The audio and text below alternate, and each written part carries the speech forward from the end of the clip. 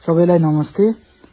Social मिडियामा टिकटकमा viral भइरहेको मैले म मार्फत एकजना विदेशीलाई मिसवेब भएको देखिएको भिडियोको बारे माफी माग्नको लागि एपोलोजीको लागि म यहाँ उपस्थित भएको छु।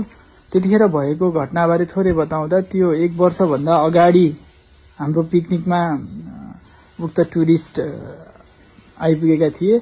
उनीले खाना खाने क्रममा जोक्सको रूपमा खानाको कुरा उठेको थियो त्यहाँ, जुन मजाक हो जोक्स हो भनेर मैले भिडियोमा पनि पटक पटक भनिरहेको छु।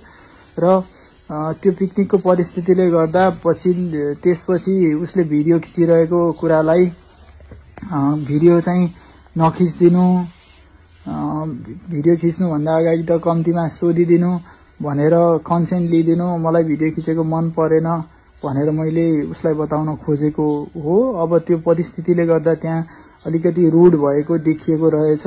मेरो रुड हुने अथवा उसलाई थर्काउने भन्ने कुनै नियत थिएन। उसलाई त्यस्तो परेको रहेछ, त्यसको लागि I deeply apologise for that.